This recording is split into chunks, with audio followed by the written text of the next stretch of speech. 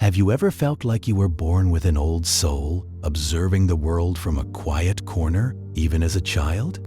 Did playgrounds feel overwhelming, large groups draining, and your deepest comfort found in the solitude of your own thoughts or a beloved book?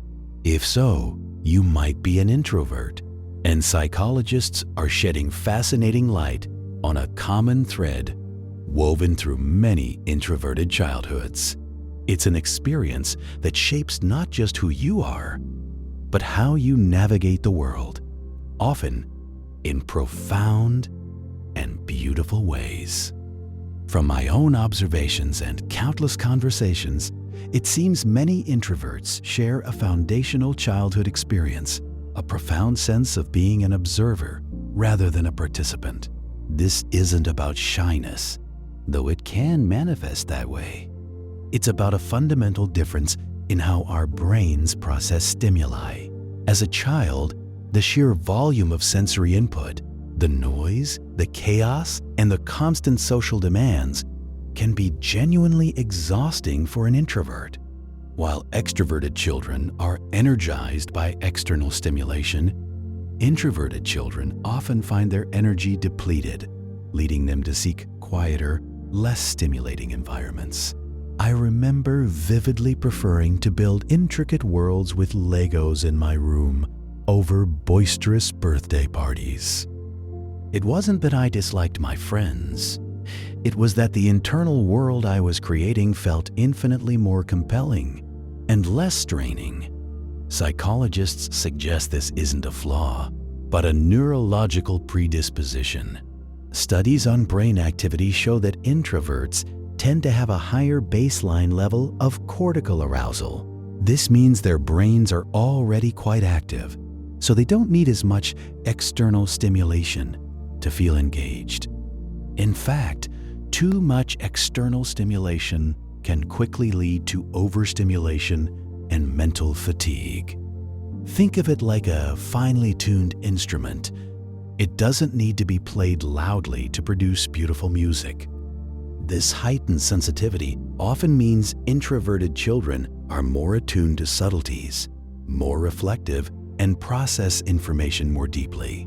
They might notice details others miss or ponder questions that seem beyond their years. This early experience of observation often cultivates a rich inner world.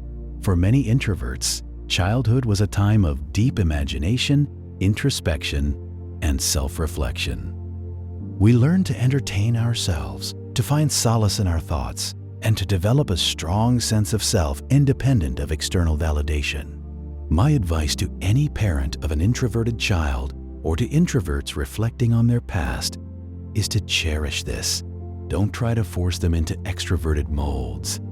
Instead, provide them with quiet spaces, encourage their creative pursuits, and validate their need for solitude. This isn't about being antisocial. It's about self-preservation and deep processing. It's about understanding that their quietness is a strength, not a weakness. This early inclination towards observation also means introverted children often develop a keen sense of empathy. Because they spend more time listening and watching, they become adept at picking up on subtle cues. They understand unspoken emotions and see situations from multiple perspectives. This can make them incredibly thoughtful friends and insightful problem solvers later in life. However, it also means they can be more susceptible to absorbing the emotions of others, which can be overwhelming if not managed properly. Learning to set boundaries and protect one's energy is a lifelong journey for many introverts. This journey often begins with these early childhood experiences. One of the most challenging aspects of this introverted childhood experience is the frequent misunderstanding from a world often geared towards extroversion. Parents, teachers, and even peers might misinterpret an introvert's quietness as shyness, aloofness, or even disinterest. I recall being told to speak up more or join in when all I wanted was a moment to process. This constant pressure to conform can lead to feelings of inadequacy or a belief that there's something wrong with being quiet. It's a narrative I've seen play out in so many introverted lives, including my own. The struggle isn't with being an introvert, but with living in a world that often doesn't understand or value introversion. This misunderstanding can lead to introverted children developing coping mechanisms that aren't always healthy. They might learn to mask their true nature, forcing themselves into social situations that drain them, or becoming overly self-critical. It's crucial for us as adults to recognize these patterns and offer validation. Remind them that their quiet strength is a superpower, not a deficit. My personal take is that society often equates loudness with leadership and confidence. But true strength often resides in thoughtful deliberation and deep listening, qualities introverts naturally possess. Yet, this very experience of being an observer is precisely what often fuels incredible growth and creativity. Solitude isn't an absence of activity for introverts. It's a fertile ground for ideas, reflection, and rejuvenation. It's where introverted children often develop their passions, hone their skills, and engage in deep, focused play. Think of the artists, writers, scientists, and philosophers throughout history. Many were profoundly introverted, finding their greatest insights in quiet contemplation. I believe this capacity for deep work, cultivated in childhood, is one of the greatest gifts of introversion. As introverted children grow, they often learn to harness this unique wiring.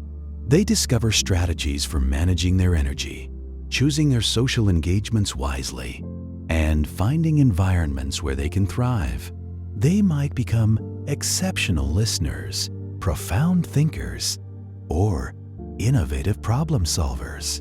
The childhood experience of deep observation and introspection becomes the bedrock for a life rich in meaning and purpose. It's about understanding that our unique path is just as valid and often even more impactful.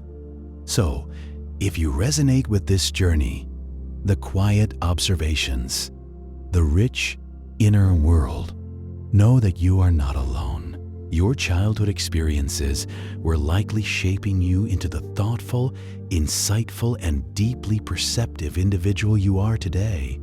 Embrace your introversion. It's a powerful force.